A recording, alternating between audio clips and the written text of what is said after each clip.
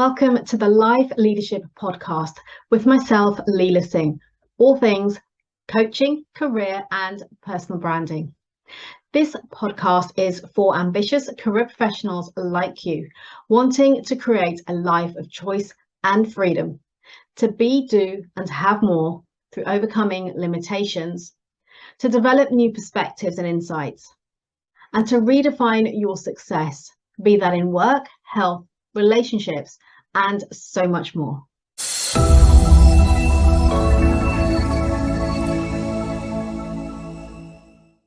So why have I picked this topic? If you don't try, you will never know. The reason that I've picked this topic today is because I've recently returned from a 2-week vacation. And what I realized after kind of reflecting on that experience of something that I now wish I'd tried when I was younger is that, well, firstly, age is just a number. It's never too late to learn or to try new things. And also, you just never know what you will be passionate about, what you'll enjoy, or what you're truly capable of. And that's something I've talked about before, taking those big steps, trying new things, and the old adage of stepping outside of your comfort zone enables you to realize what you are truly capable of. And by staying safe, staying comfortable, staying in that place of familiarity and having that certainty all the time, yes, it's great and we all love that, but actually, is that helping us to grow, to develop, to learn, and to stretch yourself? And you may be thinking, well, I don't care. I don't want to stretch myself. I'm not interested. And that's okay. That's okay too. The thing is here is to remember that we're only on this planet for one lifetime, okay? And time is passing us by. Life is short. And I think over the last couple of years in particular, many of us have come to realize that's become much more pertinent to us based on the different experiences that we've had. And for me, it's about not living with regrets. It's about not getting to maybe 50, 60, 70, 80 years old and looking back and thinking, I wish I'd tried that. I wish I'd done that. I wish I'd gone here or gone there or grabbed that opportunity or broadened and created new possibilities for myself. And over the last several years, that's what I've really come to realize that life is about, is the possibilities out there for us, and about letting go of the fear of those possibilities and what could go wrong, but focusing more so on what could go well and the amazing things that could happen. It's a little bit like, there's many people I speak to, during my corporate career and even now, who are working in a company, maybe they've been there for a while, and there's that familiarity, there's that comfort, they have that element of certainty that of what they do every day, of the people that they're working with. And it's a bit of a comfort factor. And as I said, that's okay, but where's the growth? Remember, life is about growing, it's about learning. We're all lifelong learners, and it's about experiencing new things. And this is the thing, for all the people that I know, and I know a lot of people who got made redundant during the years that I've been working, people that I had worked with, who initially might have been scared to move, to actually, let's say, resign and go somewhere else, and yet realized that redundancy was the best thing that could have happened to them, not because of the payout, but because it forced them to now explore possibilities and new opportunities. And because they then had no choice, they did. And every one of them that I have ever spoken to over the years has always said it's turned out so much better than they expected. And the experiences are better than they could have imagined. And yes, they may miss their old colleagues, their old role, or whatever it is, the familiarity, the comfort, but they've created something new. And that is, to me, what life is. That's the excitement it brings in. It's about the change. And here's the thing, we all know that change is inevitable. So why not just embrace it and put yourself out there, take that baby step forward and try something new. So do let me know if any of this resonates with you. Tell me if there's something new that you tried recently and absolutely loved it, or surprised you more than you thought you would enjoy it. And for me, it's about living your best life, as I said at the start, and that's what this is all about. So life is short, and it's a stage. It's a stage that we get to play on. And I had somebody say to me the other day that they procrastinate quite a bit, and they have loads of ideas, but they don't follow through on them, and they feel like they've got to wait to be perfect, or they're not ready yet, or they'll refine and refine and refine it and tweak it until they feel that, okay, now the time is right. But actually, when is the right time? Because the time is always ticking by. You know, we cannot get that time back once it has passed. We're given this one opportunity to be on this planet, to be on this earth, to live the life that we choose to, and we get to create that life. Something that you may have heard me talk about before, it's the fact that we do create our life, we do create our reality. How, you might be thinking? Well, we create it by virtue of the beliefs, the thoughts that we have, the values that we hold, the past experiences.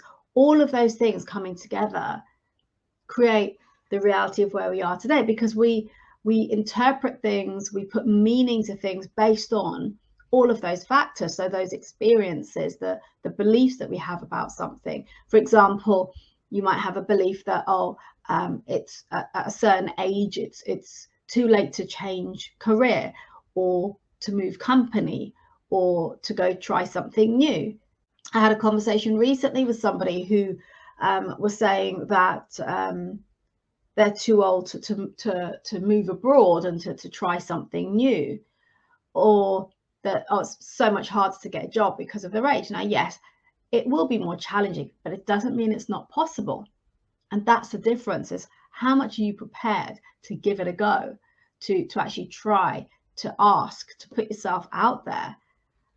Because we never know what we're really capable of. We never know what opportunities will come by, or the possibilities that we can create simply from a conversation.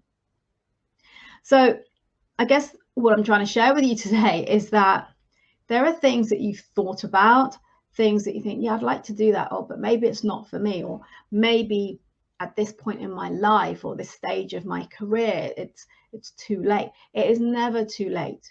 It is never too late. And I'm sure you see examples across social media all the time of people who are much, much more older than us, that have gone out and, broken a record, or, done something outstanding, exceptional, against the norm. And you think, wow, that's just amazing. Imagine if that person is you.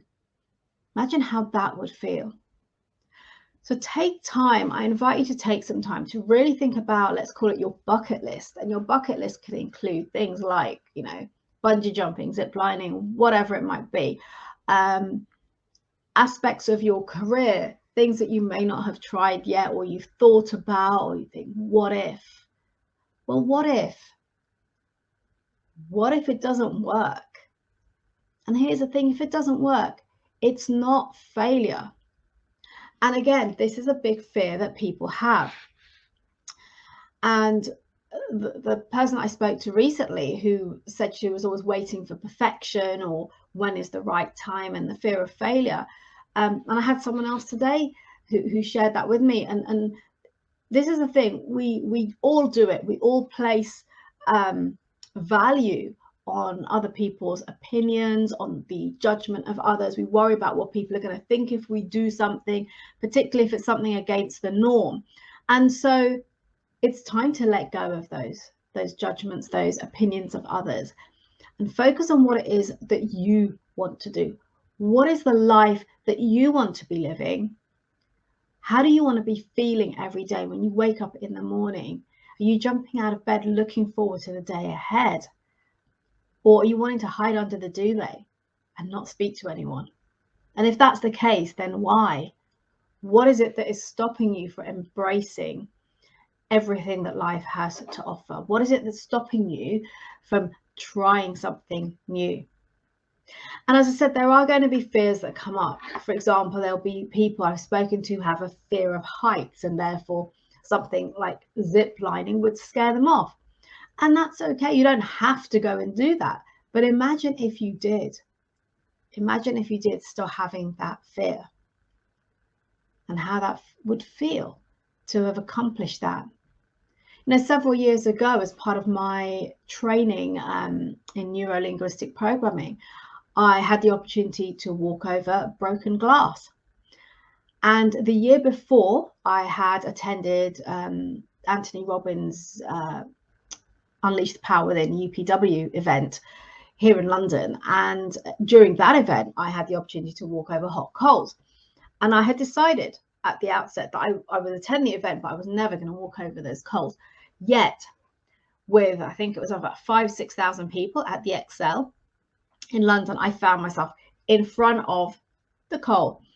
And so I had to walk across it, and I did, and I made it. Didn't burn my feet. It was amazing. It was empowering. It helped me to realize what is possible and the whole mind over matter aspect of that. And then a year later, as I said, I had the opportunity to walk over broken glass. And I said, absolutely no way. I said to the group at the start of the week, I'm not going to be doing it. I said, I'll go back and do the hot coals, but there's no way I'm walking over that glass. If you imagine, it was a few feet long of broken bottles that were all in a pile, and you had to go through it. And you could hear the crunch as you put each step down. And I waited on that day that we were all had the opportunity to do this. I waited until the very, very last before I would do it, because I was so scared, and I was virtually in tears with fear. And I did it. I put one baby step in front of the other, and I walked across that broken glass. And it blew my mind that I didn't have a single scratch on my foot. I didn't fall, I didn't slip, it didn't hurt. It was all good. And there's these little things that I've done over time. And even for me, the zip lining was a great thing for me. I'm sure there's many of you out there thinking, oh, well, that's nothing. I do that all the time. It's not a big deal. And that's great. For me, there was a little bit of fear there because I'd never done anything like that. And actually now a friend of mine highlighted to me something I wasn't aware of, which is Velocity 2. And I checked it out online, and I thought that actually looks amazing. So I've actually made a commitment to myself that at some point this year, I would like to go and do that. And this is the thing, when you discover these new things, you try something new, it's not just about work and career, but it's the bigger, wider world of life.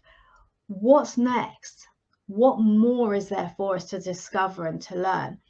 And I think the more people I've been speaking to recently, the more people I realize are just playing small and holding yourselves back and limiting yourself by virtue of those beliefs that you have, whether it's around age or ability or skill set or experience, or whether you're a man or a woman or whatever it might be. There's all these things that we put upon ourselves and then hold ourselves back.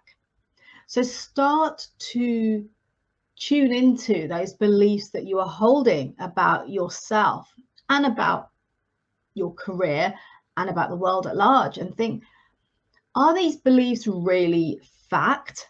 Are they my truth? Where have they stemmed from?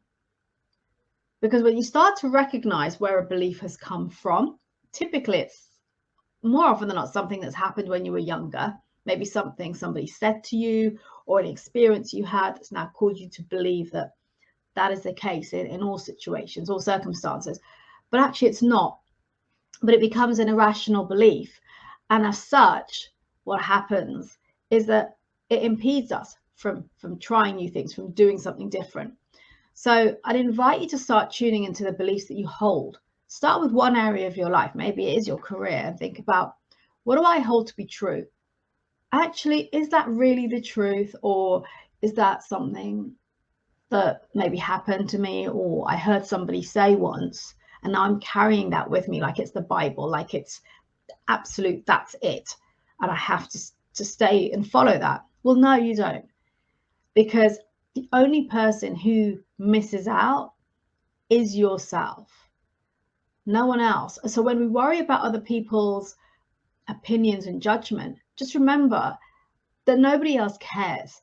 They may comment, they might have something to say, but the truth is they don't care, because everyone's focused on their own world, their own lives, and what they want. And often when people criticize or are mean, say something mean, it's usually because it's coming from their place of insecurity, or it makes them feel uncomfortable to see you moving forward, growing, progressing. And then there'll be that criticism that comes out. But remember, if you surround yourself with people who are your supporters, your advocates, who want to see you win, then you'll have all of that support, encouragement that you could possibly need. So think about the people that you surround yourself with. Think about the beliefs that you hold that no longer serve you. And when it comes to failure, there is no such thing as failure. Failure is simply a learning. The point here is, if something doesn't work out the way you planned, or you feel like you failed, just ask yourself, what can I take from this? What have I learned from this? What can I do the next time? What could be even better the next time around? Maybe you needed to plan and prepare more. Maybe your focus needs to be different. Whatever it might be, you know, it's not about failing. It's about what could go right rather than what could go wrong. So think about what you're focusing on. Are you focusing on the possibilities and the opportunities, or are you focusing on all of the negatives of how it could go wrong, what people are going to think and say, and how am I going to feel? No. If there's something you've tried once before and it didn't work, maybe it's not for you. Maybe it wasn't the right time. You know, I did a keynote just before Christmas on rejection as a form of redirection. And it's so true, because, you know, everything we go for where we get rejected, let's talk about jobs. If we apply for a job, we get rejected and we feel gutted, our ego is hit. Actually, it's not about that at all, because you know what? Maybe that wasn't the right job for you, or the right company, or you may not have been a good fit in a team or got on with people, or the manager was going to leave anyway, and then you ended up with someone new who didn't get on with. All of those things could have happened, right? But actually, if you don't get the role, it wasn't for you, or it wasn't the right time. So you try again, or you look for something different. You assess, you take away your learnings from it, and think, what can I do differently? What can I do even better? Essentially, it's about failure is failure if you keep making the same mistake. If you learn from it, if you take a step back and look at your takeaways and your learnings and what you can do differently, or what you could do better, then it's not a failure. It is a learning. If we choose to pin the label of failure onto things that don't work out the way we planned, we're inhibiting ourselves. We're preventing ourselves, again, from moving forward. As I said earlier, you know, we're the best, we're the guiltiest of holding ourselves back by those self-imposed obstacles that we create for ourselves. And this is a great example of that, of putting the meaning of failure onto something when actually it's not. The meaning you want to be putting onto that is the learning. What is the learning that I get from that?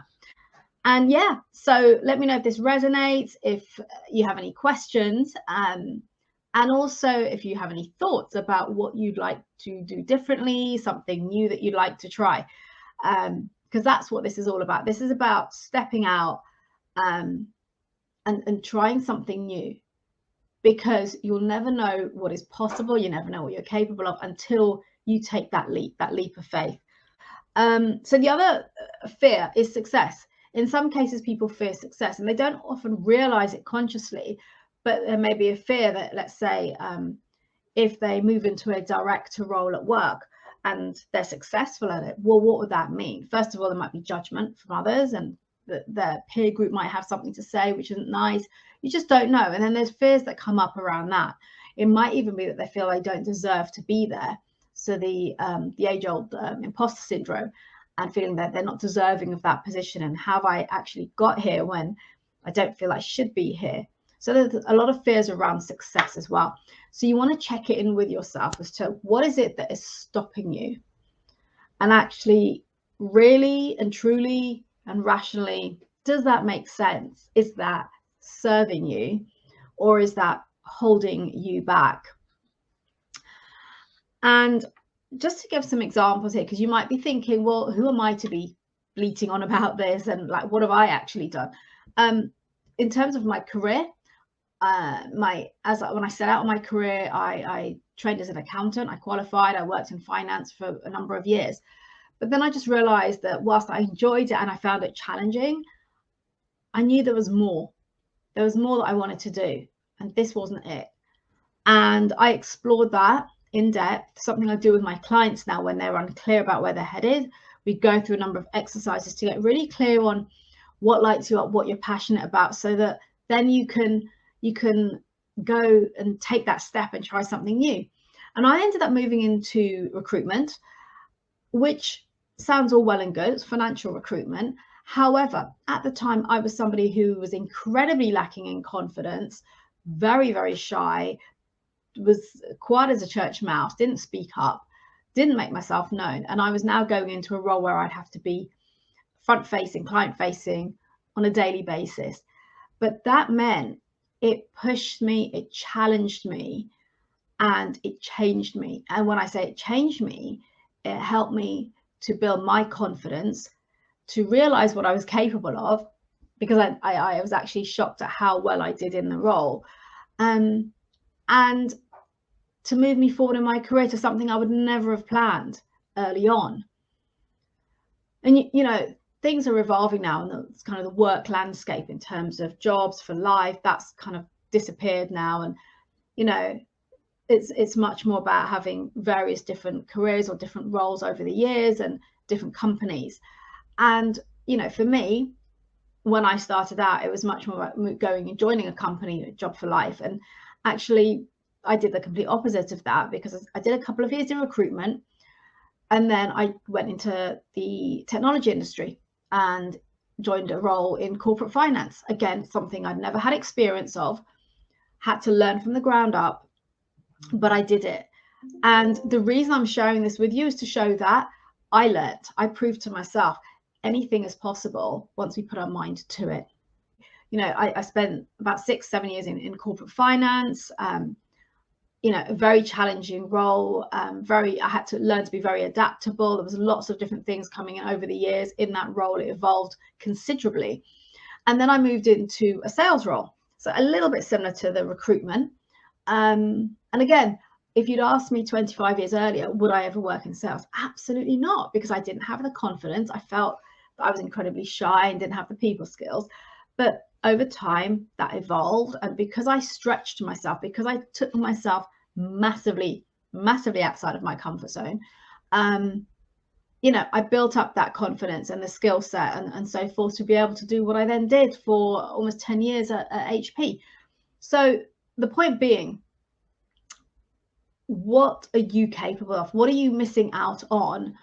What is it that you haven't yet realized you're capable of because you haven't taken that small step? That is the thing.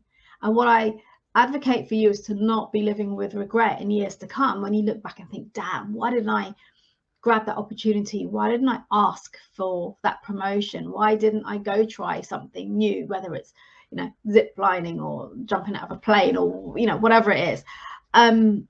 So just thinking about all of those things, that's the message from me today, is if you don't try, you'll never know. And I invite you to really take some time to look at your bucket list, think about your career. Actually, is it serving you? Is it filling you with passion and fulfillment? What is it you can do differently? Because remember, change is inevitable, and wouldn't it feel better to be in control of your decisions rather than wait for the decision to be made for you? So, for example, waiting to be made redundant if you're thinking about starting your own business or changing company. Wouldn't it be better to actually take the bull by the horns and make that decision for yourself and be in control of your path? Because that is so much more empowering. And you might be looking at me thinking, oh, well, it's easy for me because whatever. But actually, I had some significant challenges along the way when I was making those big decisions. An example of that was when I left or decided to leave accountancy to go into recruitment, I'd had it in my notice, and then literally I was actually due to purchase my first house. So I'd gotten a mortgage, I'd secured a mortgage on my existing salary as an accountant. My salary was about to drop by 50% because obviously in recruitment, you have a very low base salary and then you have commission. And my dad was having a hissy fit, thinking, what on earth are you doing? And I just had faith that it would work itself out. And it did. It honestly did. But because I had that trust and that faith in it, rather than focusing on the, oh my God, this isn't going to work, and lose my house or whatever, right? The other thing is promptly on the day that I was picking up the keys to that very house, so I was still working in the accounting role, my mum then overnight became paralyzed and was diagnosed with cancer. And again, it would have been so much easier at that point, because that was tragic, devastating news for us all, and a huge life change for my mum first and foremost, but for other people around us and our family. So the easiest thing for me to have done at that point was just, you know what, I'll stay where I am in my accounting job. And by the way, I had that opportunity because my boss at the time he didn't want me to leave, and he said, I think you're making a mistake, and when you change your mind, just let me know.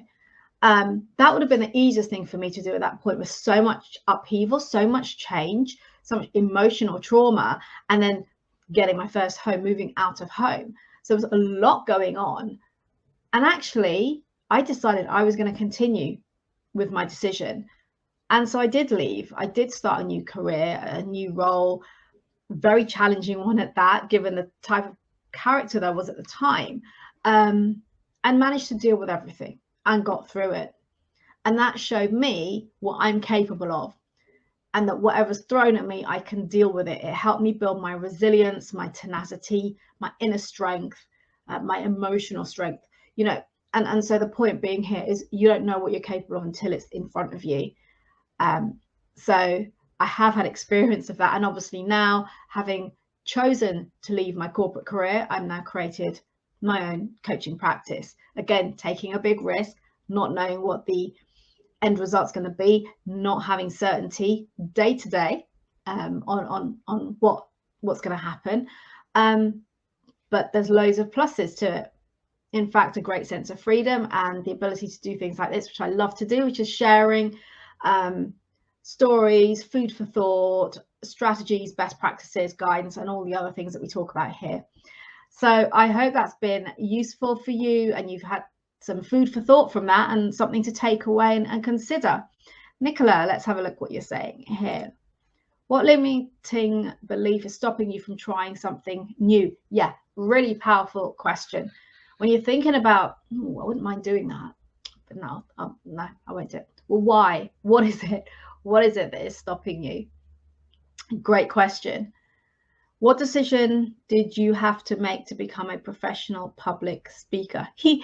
That's a story for another day. But in short, I was like most people. I hated public speaking. So when I was at work in my career and I had to do presentations, I used to absolutely dread them.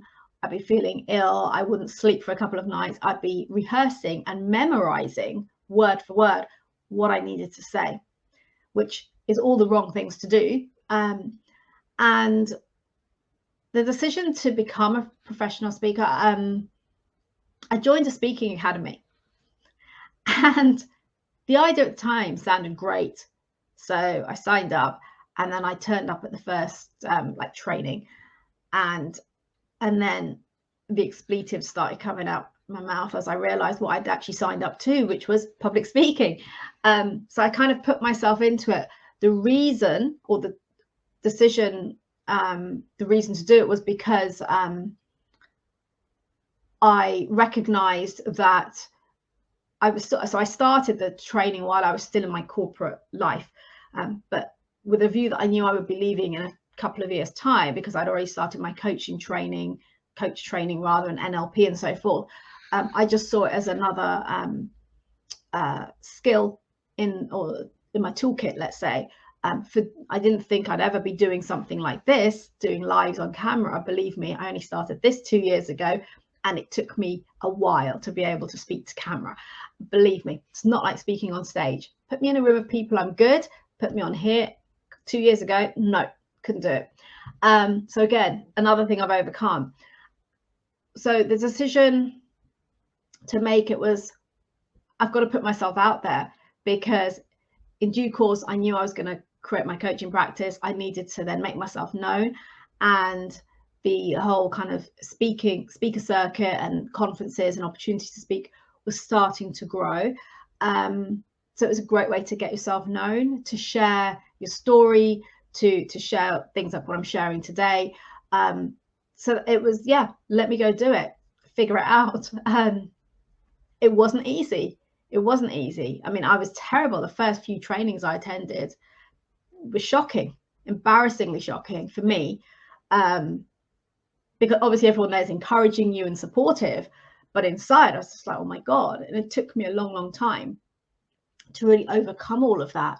So yeah, great one. A great question, Nicola. I hadn't thought about that question. It's a good one.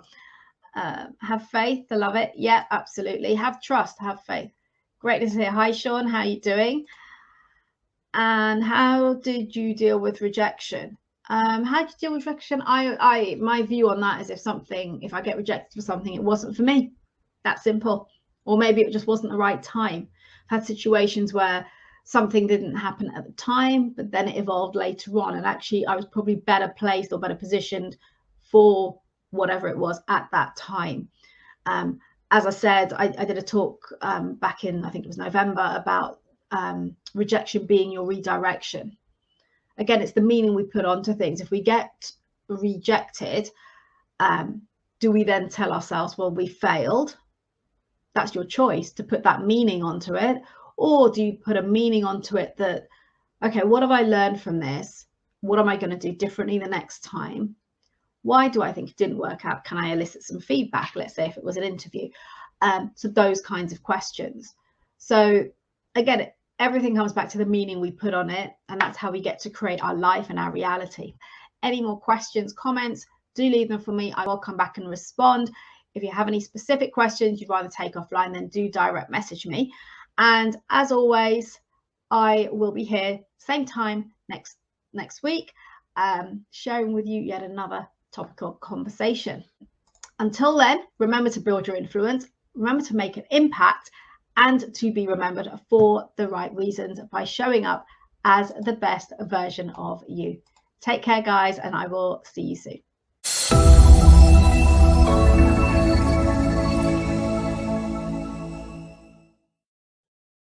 Thank you for listening. Please subscribe to this podcast if you haven't already done so. And if you enjoyed and gained value from today's episode, then do please leave a review telling us your key learnings and what you enjoyed the most. And do please share this podcast with your friends and colleagues so we can spread the word on life leadership, creating a life of choice, freedom, and new possibilities. Connect with me directly on LinkedIn, and if you would like to learn more about how we can work together, either DM me on LinkedIn or email me. All details and resources can be found in the show notes.